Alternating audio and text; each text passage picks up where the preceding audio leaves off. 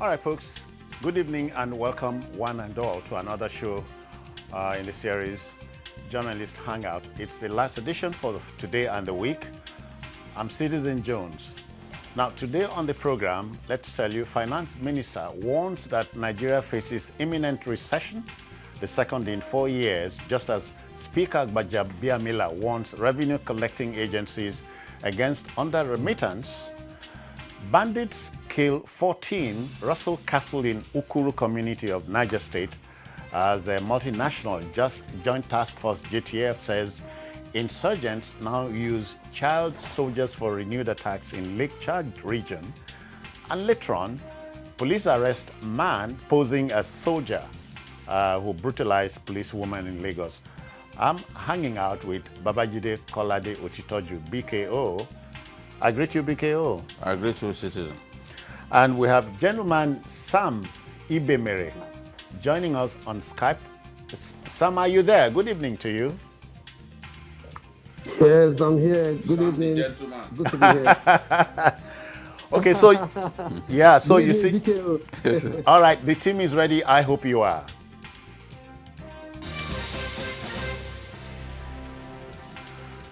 Now, for the avoidance of any doubt, a recession is the decline of economic activity in any jurisdiction when people have stopped buying products for a while, which in turn causes the gross domestic product GDP to drop. Minister of Finance, Budget and National Planning, Zainab Ahmed, has sounded the alarm bells. According to her, another recession, the second in 4 years, is imminent. Meanwhile, Speaker of the House of Reps, Femi Gbajabiamila, warns against under-remittances by revenue collectors across the country. Now, this is a short-term measure. After all, we are not a producing country, Jide. For a number of years now, we have not been producing. So we've not been earning foreign exchange. We've not been earning enough. We've not been earning enough. We need to earn enough. Because we are not earning enough, it has also impacted negatively on our exchange rate. Yeah. We need our currency to be stronger, but what we have now is a big disincentive to business, because if, for example, you imported stuff into the country at 360 per dollar, and now it's about 470, 475. You must mark up. You are going to be in trouble. You are going to be in trouble.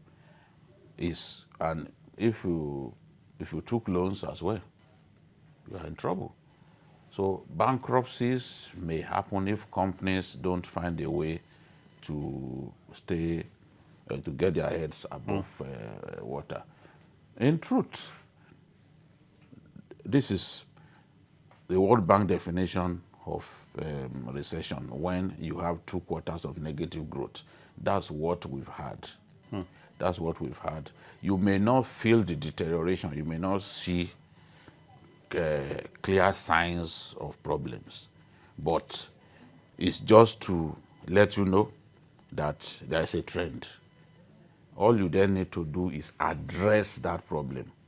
Once you're able to address the problem, then you can be back in rude health, as the Americans will say.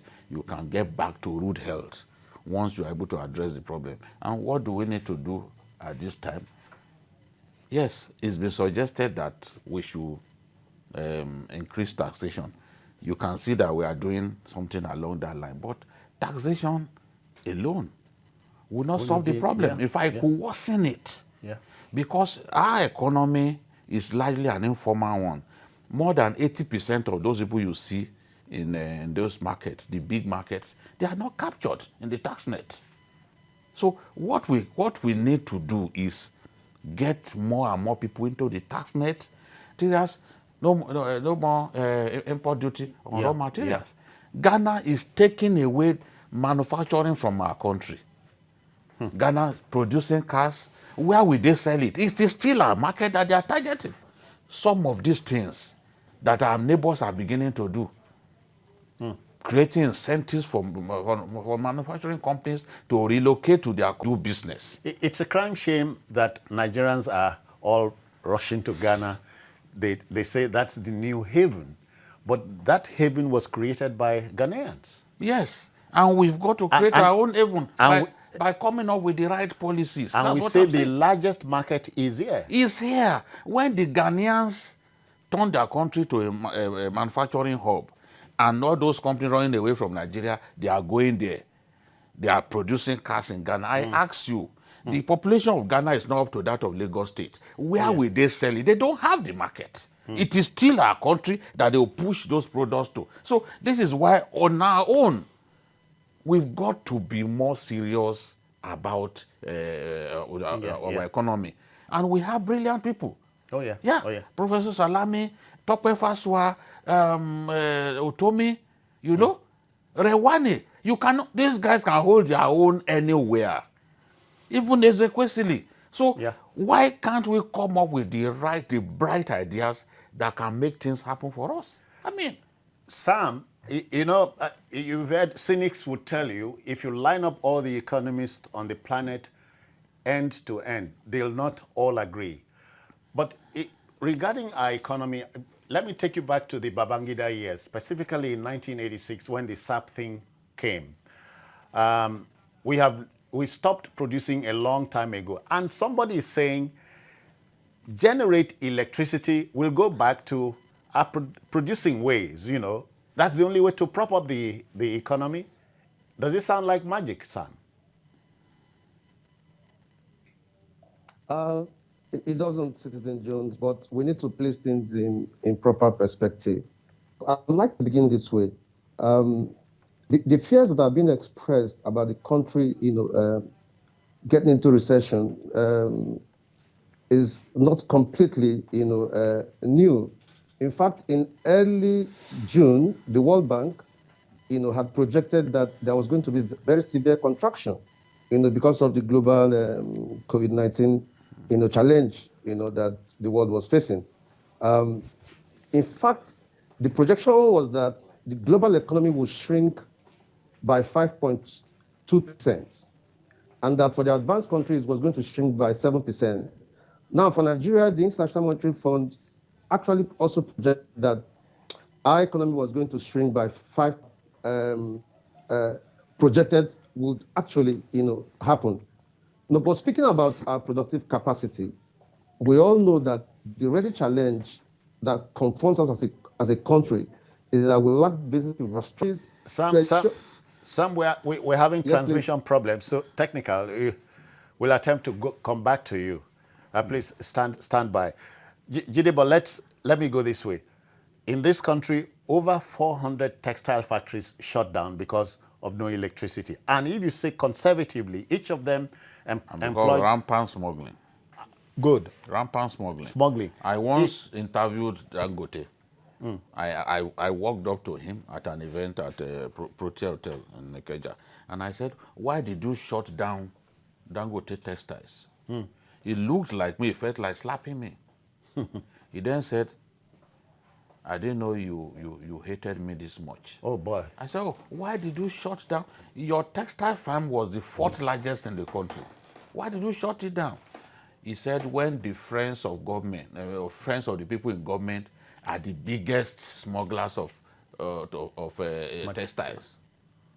Can you imagine? It was a big problem. Now, when we became so open to all commerce and they were bringing all kinds of foreign textiles into our country, who will buy the locally produced ones? At some point, you have to protect local industries. That's why many Americans like Trump, because he's doing his best to protect American industries. Yeah. You know, some people don't like protectionism, but you must help your own industries to grow. This is the problem. A lot of them cannot in any way even compete with foreign textiles. So gradually, when they were not making enough money, they had to. It wasn't simply electricity issue. Sometimes some people won't like your guts. Not too long ago, the question of buying cars for members of National Assembly was in the news, and Innocent said, "I am ready to produce your cars," but we shut it down. That's another way of saying we are no. even still arguing amongst ourselves whether to buy innocent, whether to not buy innocent. The Indians supported Tata. Tata, their trucks. Yes, they supported Tata from the beginning. They didn't feel that, oh, look, this is inferior to the vehicles produced in Detroit in America and other places. They supported Tata from the beginning. Today, Tata is a big auto company, to the point that they even bought Land Rover. So we are hurting ourselves without a care in the world. These things shouldn't be happening. Why should Ghana be attracting away businesses from our country? How long will it take for us to solve that problem? Just how long? Sam, I hope we can get back to you without Wahala. Let's in taking this home, therefore, Sam. Okay, sorry, I thought we had a B line. So let's begin to take it home. It goes beyond the speaker saying, look, you people who collect revenue, don't shortchange. When did it start? It's been there. The problem has always been there. Remember, one of the things that Kemi Adeosun did that angered some powerful people was our insistence on getting NNPC to remit what it should remit. Yeah. And I have videos. Remember some time ago when governor said, no, we are not going to take what NNPC claims is going to give us this month. And they've had, even recently there was another argument. Because if we do not remit enough, then the distributable revenue from the center will also go down. Yeah. And now we are largely dependent on FRS and the rest of them because oil revenue has gone down. So if we allow customs and others to not remit what they should remit, if we do not do something about it, it will affect the bottom line, and we won't be happy. So they need to put enough pressure on these guys to do their bit. That's the job of the National Assembly. Get on their case, ensure that they remit what they should remit. Because I remember Kemi Adeosun even saying that the president may be invited to get involved in this matter because NNPC was not remitting enough. So this probably has always been there. And who knows, maybe it still is not remitting enough. Maybe. Yes. Maybe. No, otherwise it would have been dismissed. It's a possibility. It's a problem that we have with the major revenue generating firms, companies, or agencies of government. All right, we must move on, but don't forget, at this hangout, what we do is help mold opinion. We lay the facts bare on the table. Okay, now to our next story. You know, stories or copies about banditry in our country are becoming laborious and therefore run-of-the-mill. But report them we must. This group of desperados, that's bandits, invaded Ukuru village in Niger State, shooting sporadically, rustling cows, and leaving about 14 people stone dead. Their comrades in crime, the Boko Haram insurgents, are reported to have attacked Jire local government area of Borno State. The Multinational Joint Task Force, JTF, reveals that the new ploy of the Boko Haram fighters is to engage child soldiers in their renewed offensive in the Lake Chad Basin. We are getting there. Very crazily interesting times. Child soldiers. They are in the picture again. They've always been there, but maybe they are concentrating more on them now than before. Remember the boy who shot that student of University of Maiduguri? A student from Plateau State. Well, just a boy of less than 8 years. You know, they've always had child soldiers. I've seen videos of Boko Haram. But these are people, they are people's children. Yes. When they capture a community, you know, they force the young people to fight on their side. They force the women to cook for them. They force the women to marry their commanders.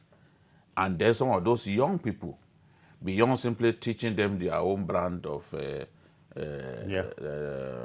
insurgency. Islam, Yeah. yes, Okay. which in any case people do not agree with. They then also teach them how to handle firearms and all that. So that's how they bring them up. And even ISIS used a lot of Chechen little boys. Okay, You yeah. know? So Yeah. it's not a new phenomenon, but it appears that from what the Multinational Joint Task Force is saying, it appears that they now use them a lot more now, which is very dangerous. Sam, we're glad to have you back on the line.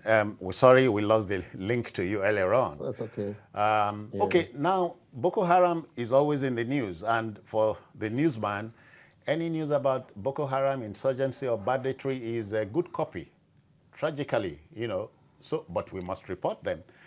Now we're talking about child soldiers being reintroduced into insurgency.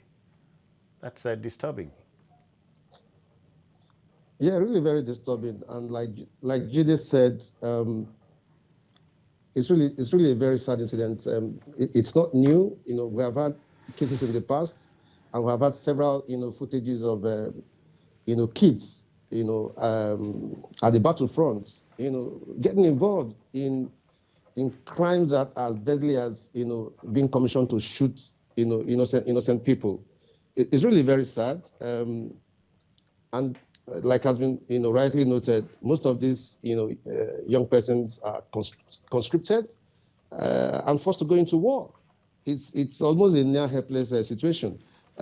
In ideal situation, the world says no to young persons being taken into war. But we have a case where this band of terrorists really don't give a damn. As they lose men, they get into very vulnerable societies, pick up whoever they can find, conscript them, and get them to go do their bidding.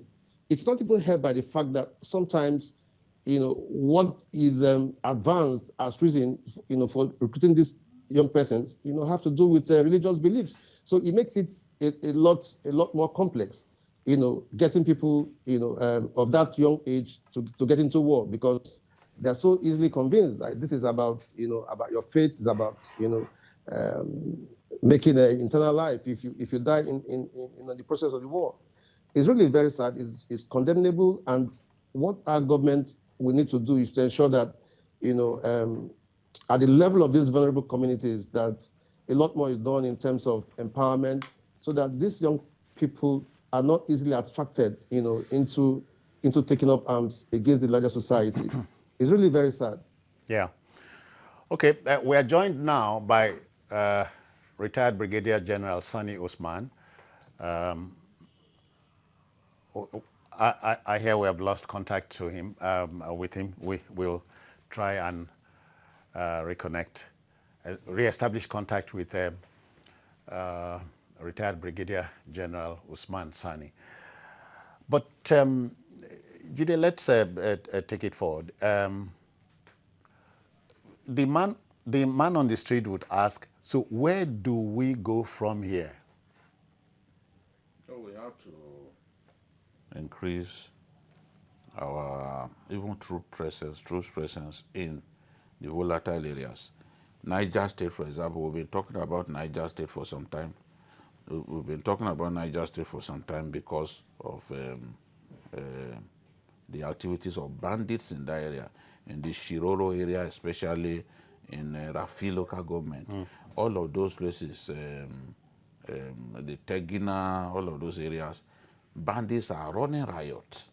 They've taken over communities. They are raping people in the presence of their husband. They are doing what they like in Niger State. So, and with what was reported recently, it now seems like the Shekau faction of Boko Haram, as even some elements of that faction are relocated to Niger State, because there was a video that was posted, on the internet, indicating that they actually were in Niger State, and that video was shot in that area. So we must realize now that banditry has become a big problem. And the situation is not helped by the landmass of Niger State. Yes, it's the largest state in Nigeria by landmass, larger than even Borno State. So we would have a problem. Some of the games reserves that we had in that area are now occupied. Bauchi, are now occupied. We have a national games reserve. Okay. Kainji, we have Kainji. Game reserve. These guys are now occupying those areas, hiding in those areas and terrorizing villages. You know, Gwari is not far from Niger State. And Gwari, as I always say, is actually the headquarters of banditry in our country. Oh dear. So they move from there easily into Niger, and they are killing people almost for fun. So we've got to have the right response to these guys, identify where they are, and take them out. I'm happy that the president has said that more weapons will be bought. I'm happy that the Air Force will now be able to deploy drones. Yeah. They've acquired drones that will now help us to take out these elements. You know, so this is the situation, and I hope that things improve. We should be able to defeat these guys, beat them to their game. Let's speak with retired Brigadier General Sani Usman, former spokesman of the Nigerian Army. General, I greet you. How do you do? Are you there? Okay. Obviously, we are going to look at the issue of recruitment of child soldiers by Boko Haram. He should be able to provide information, lucid information, for us. Okay. But Sam, let's get back to you, Sam. With the picture painted by Jide, looks like we are in more trouble. You know, Niger State landmass, the biggest, largest in the country, and so these bandits will have a field day, so to speak.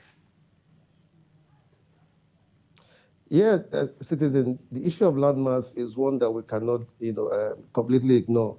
In fact, it will surprise you to note, and I'm sure this is in the public arena, that Borno State, from what I have learned, is almost the size of 4 of the states in the southwest. And I also understand that Yobe, the size of Yobe, which again is prone to banditry and terrorist attack, is almost the entire southeast region. So the landmass is a major challenge. It's a huge challenge. If you take Song, local government area, in Adamawa, I understand is almost as big as Lagos, if not bigger. So citizen, what we have on our hands is a huge challenge. Our men, and here I'm referring to the soldiers here, have been spread thin. Okay. We don't have the numbers. Sam, so quickly. If you go back to, sorry, before we lose connection with him again, let's get to speak with retired Brigadier General Sani Usman, former spokesman of the Army. Greetings, General. Yeah, good evening. Yeah. I'm mighty glad you are able to join us. Thank you so much. Okay, the story is in the public domain. Bandits are running riot in Niger State. Of course, the latest thing is about overrunning a whole village and killing innocent souls and rustling cattle and so on. So how do we take up arms at a point like this, at this time?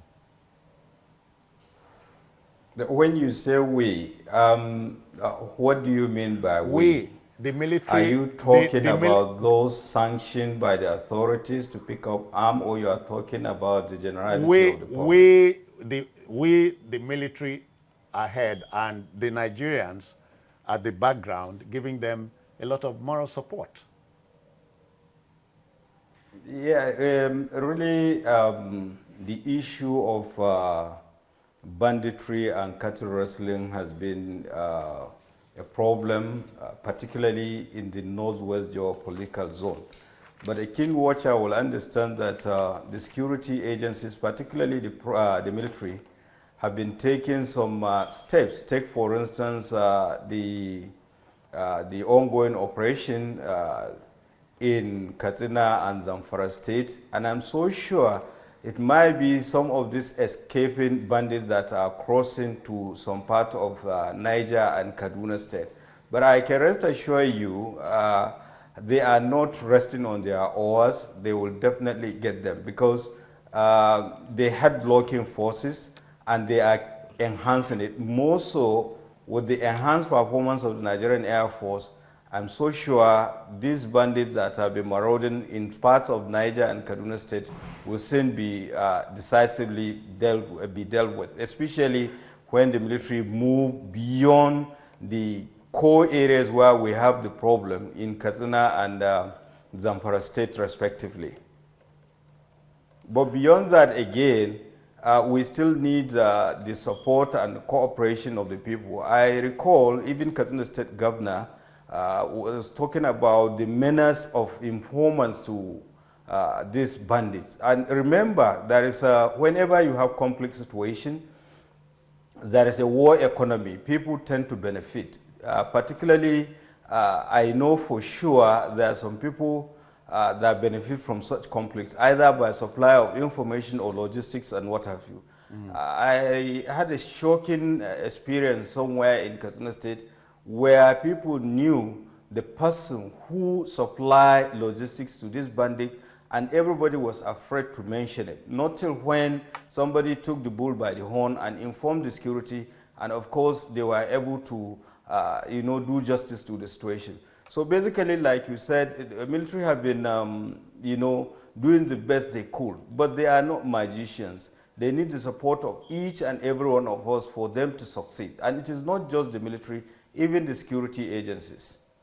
Now, General Sane Kukashilka Usman, it's good to see you again after such a long time.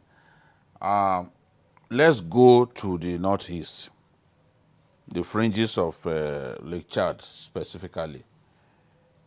We had reports that the army is investigating claims out there that Nigerian soldiers were involved in fishing business in Baga, that Nigerian soldiers were involved in farming, that Nigerian soldiers were selling cattle in the northeast. How do you respond to these claims, and what information do you have about the extent of investigation that the army has done?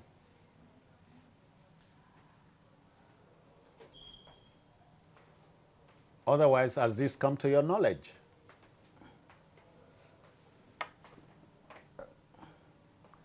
Are you there? Yes. Sorry, it seems as if the network is a bit bad. Yes, however, okay. I think you are referring to Baga. the allegations of the alleged involvement of military personnel and security, particularly military personnel, Yes. Yeah. in farming and fishing activities in northeast, particularly at the fringes of Lake Chad. Yeah. And first and foremost, I think we have to give kudos to the military for rising up to the occasion, because first they instituted a board of inquiry headed by a Major General, I think, who is the Deputy Commander of Operation Lafia Adole, Major General Felix Omogwe. And in the course of that investigation, he went along with some of your colleagues, particularly from the major radio and television stations, who they saw for themselves. And apart from that, also they had the opportunity of not only interviewing or asking questions from the brigade commander and the commanding officer, and they also asked soldiers. But I think they have even come out with their findings earlier today, in which they made their stand known that those allegations were unfounded. There was no such thing like involvement of soldiers in farming or fishing activities. And realistically, if you look at it, I don't know, Babajide, whether you are a farmer, but I am one. And I know the process of farming. You have to clear the ground, you have to till the soil, you have to look for seedlings, you have to wait for the rainy season, unless, of course, if you are doing the other type of farming, dry season farming, and you need laborers, you need fertilizer.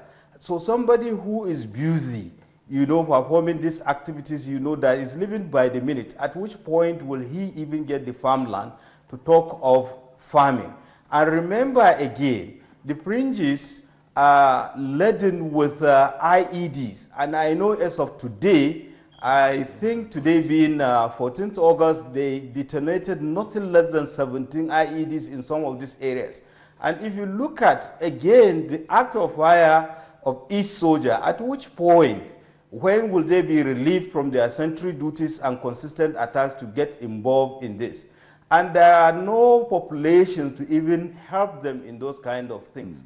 But I think, by and large, this is something that has, been leveled up against the military, and they rose to the occasion, and they were able to investigate it and come out with findings. But the good thing about it is that they did not even go alone. They went along with other independent journalists that saw for themselves what's really transpired, and ask questions, and also look at realistically whether such allegations could be possible in the first place. All right, General, we have a colleague, Sam Ibemere. He might have a question or two for you. Sam, are you there? Yes, I am. Shoot. My question, my question is this. Unfortunately, I'm not hearing him properly. Oh dear, but okay. You may need to paraphrase the question in case if I didn't Okay. All right. We still have problems linking up properly with him. But, General, might I talk about Governor Zulum of Borno State, who was in the news the other day? He made some claims. You remember what I'm talking about? Yes. Yeah, I could remember very well. Yes, he said he was sure that it wasn't Boko Haram that fired the shots at his convoy. Has that been investigated? What is the true situation of things? Do we have Boko Haram in Baga currently? Or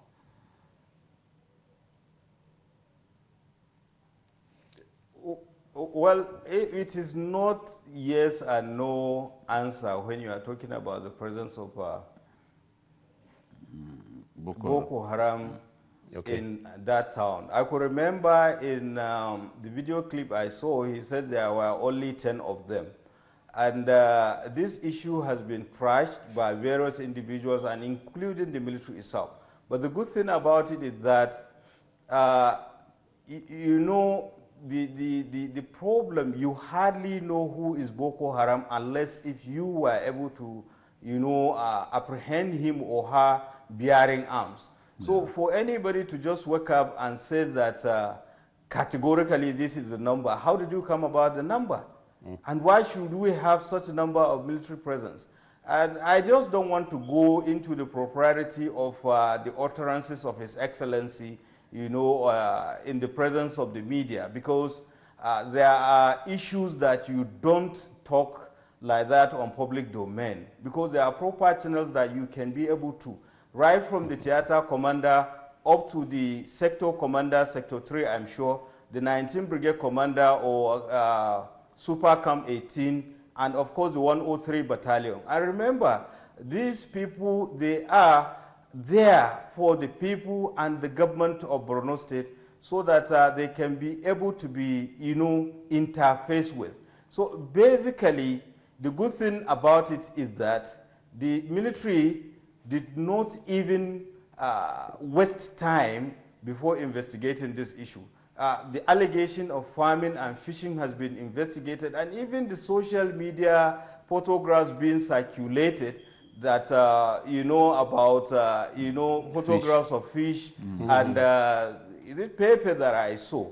But the long and short of it is I think there is a problem of communication. First and foremost, if there are security challenges or issues that have been noticed, I think those responsible ought to be called and discuss the issue with them. Then secondly, again, there should be proper synergy among the various key actors at the theater. When I mean, what I mean by the key actors, I'm talking about the security forces at the theater. Take for instance, there was an allegation that there was a vehicle laden with farm produce, but in reality, it wasn't so. The United Nations in Mongunu wanted to move one of their bulletproof jeep, and they wrote to the theater command. Theater command acknowledged and made provision for the escort of that vehicle between Mongunu to Maiduguri, but they had a stopover in Gajiram, and unfortunately, some overzealous security agencies or agents, rather to say, wrote and misinformed the authorities, thinking that actually that was what happened. But yeah, General, let me interject. Let me interject here. I'm sorry. You know, in our business, we say when there is no information, rumors will fill the air. So what are we really doing about information management at a time like this?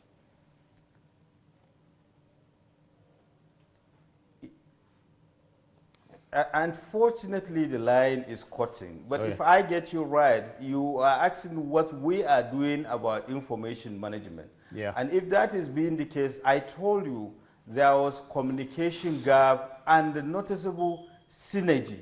And that boils down to communication. Take, for instance, if the United Nations has written to the theater command, those people on the basis of need to know, they ought to know. And those security agents in Gajiram, when they saw such a truck, they ought to investigate or approach their colleagues, the military colleagues, and find out the truth about it.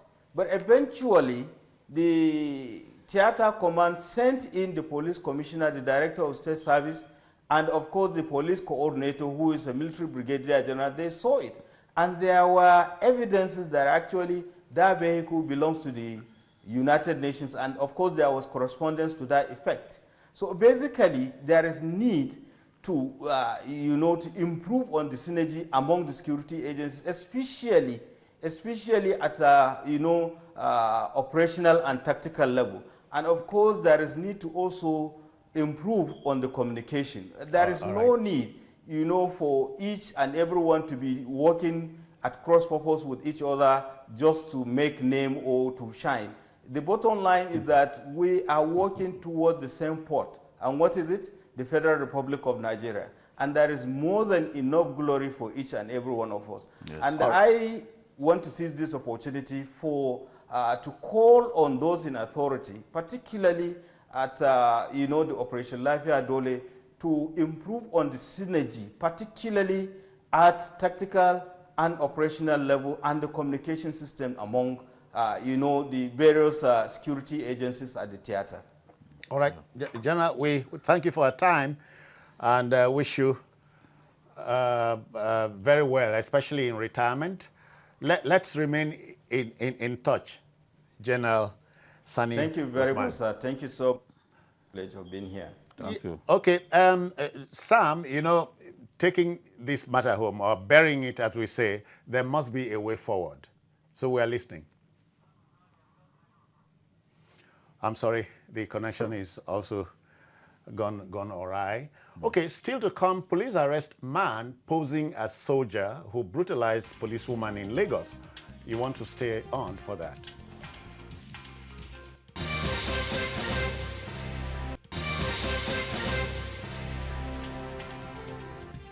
Okay then, inter-service friction is commonplace in Nigeria, but nobody has been able to place a finger on the cause. A 32-year-old man who claims to be a soldier is in the police net. Yemi Ayeni, who tormented residents of Shibiri suburb of Lagos, ran into trouble when he beat up a policewoman controlling traffic at the Shabiri bus stop area.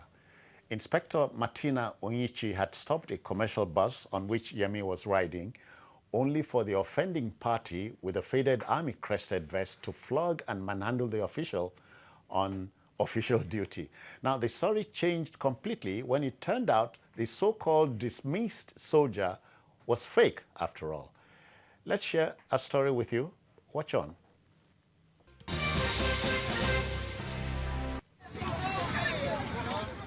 That video caused outrage on social media when it went viral,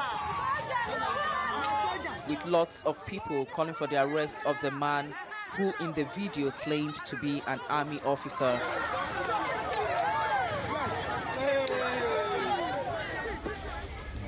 Now in chains, he came face to face with the woman he brutalized. Married with a child, 32-year-old Yemi Ayeni said he didn't know what came over him. So immediately I saw her, then I came down, at least to challenge her. That's where the hunger came and started flooding her. I'm very sorry. That's the only thing I know I can say for now. I'm very sorry. It's out of annoyance, please. Beg the Nigerian women and Nigerian women to have mercy on me. It will never happen again. I'm very sorry. The inspector, whose bruises all over her body was covered by her uniform, spoke on how she was molested while on duty. There's a vehicle come and block the whole road, on the middle of the road, the charging passenger and the picking passenger. I went there, I carry my baton and knock on the body of the bus, say, please driver, move, move. See the traffic, say, madam, I'm sorry, sir. Stand there, go back and continue my duty. I see a man come, knock me, say, madam. So I'm the one who knocked the bus like that. I not see him inside the bus. I said, I'm not talking to you, please. I'm talking to the driver. But now he carry leg, hit me on my belly. He carry stick, beginning flogging me. The Commissioner of Police, speaking through his police public relations officer, says such treatment is unacceptable, and they will use the case to send signal to the public on how not to disrespect a security personnel or any female. The driver is doing that because this man sat in the front, claiming to be a military man, giving him power to do what he's doing. The driver on his own obeyed and he moved the vehicle away. But this man stepped down to challenge her. You cannot assault a police officer or any law enforcement agent and go scot-free. The law is there to defend them also, to protect them. These are also parents. She's somebody's wife, she's somebody's mother, she's somebody's sister. She is a citizen of Nigeria, she is a Nigerian like any other person that deserves also some level of respect and protection. So we cannot watch, because this would also demoralize our personnel if they are being attacked while carrying out their lawful duty and nothing is done to protect them. The police said the suspect will be charged as soon as investigation is concluded.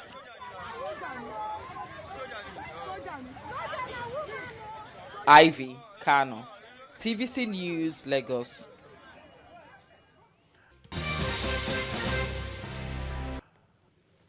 Jide, and if he had a gun?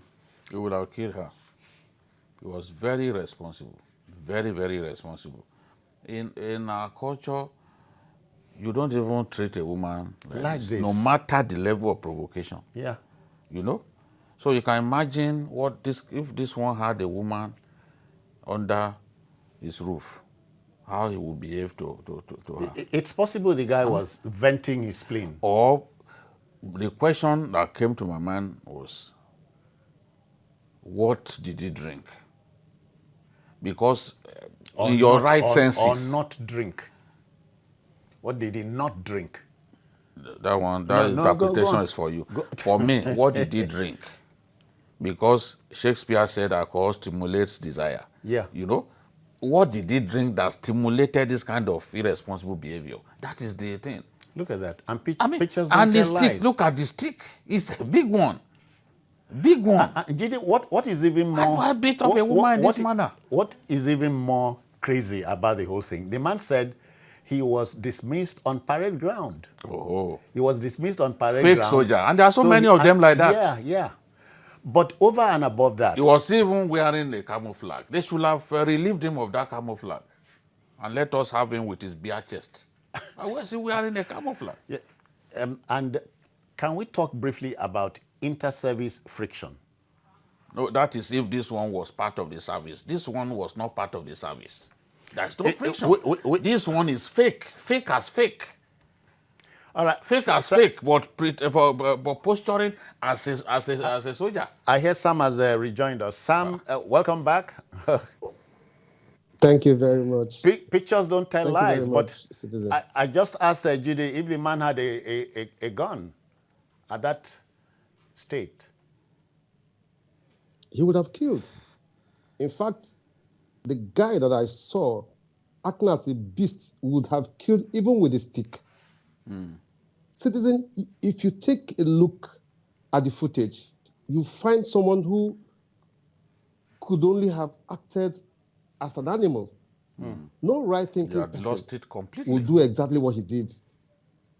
He wasn't just brutalizing the lady. He was, I mean, if that stick had hit that lady right there on her head, she would have died.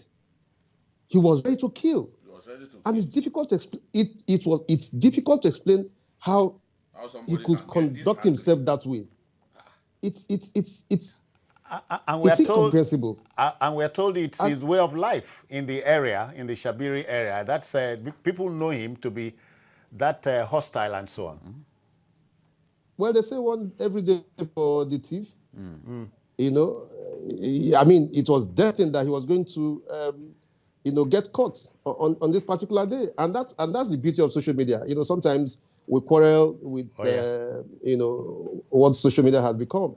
Yeah. Because if there are no images. Yeah, but you know, we also talk about citizen journalism. This is a positive angle to it. Exactly. That's where I'm coming to. Yeah. And I listened to him plead ignorance. In law, it's no excuse. The man should face the law. Yes. And you know, he should be prosecuted. He has cousins No across. He has cousins across the country. Everywhere. Yeah. Everywhere. You know, his cousins. People who behave in that manner should not be allowed to go scot-free. No, there should be no option of fine. There should not go scot-free. There should be no option of fine for this guy. At all. They should lock him away. They should simply lock him away. No amount of pleading. Enough evidence. And this guy would easily have killed if he had the weapon to kill. Absolutely. Do you know, it tells you he had been on this streak for a while. And the law is catching up with him. Yeah. Yeah. He would easily have killed. The level of anger that this guy showed, he would easily have killed. So there should be no option of fine, and I'm happy that you saw a policeman, a woman, dressed up, see the way a uniform, and you are doing this. Nobody has the right to flog a woman in this way. You know, not to talk of someone who is even wearing the uniform of the police. Even if they should simply lock him away. You know, look at that. You know, Jide, I just hope this is not going to be another case where the matter comes before a magistrate and we are told we don't have sufficient evidence. You recall what happened there not too long ago. Even magistrate, gentleman, Sam, even a magistrate in his worst drunken state will not say there is no evidence for this. This is more than an evidence. Sam, we must go. How do we bury this? Because millions are watching. Yeah. The law should take its course. Yes. Yeah. The law should take its course. It should be jailed. And this shouldn't just drag. It should be dispensed with very quickly because there's sufficient evidence to nail him. To jail him, yes. Come on. They shouldn't waste time about this. It should even be something like a mobile court that will just jail this guy. Oh boy. It's a felon. Absolutely. Looking at him, it's already a felon. That's a prima facie case, as the lawyers will say. Oh yeah, we'll say. Very well established. Do you know, Sam and Jide, this is a perfect example of a 21st bandit in Nigeria. He's a 21st century fellow who had his own encounter with the devil. At some point in one's life, you have an encounter with the devil. Oh yeah. This was his own devil moment. All right. Our job is done for today and the week. Sam, we must let you go. Thank you for your time. Thank you very much, citizen. Have a great weekend. Jide, thank you for your time. Thank you so much. Well, that will just about do it on the program today and the week. And of course, you may watch the show On other platforms, we'll show on the screen, and on YouTube at youtube.com/TVC News Nigeria. The feedback channel remains the same. I am Citizen Jones Hussein. Bye-bye now. Take care.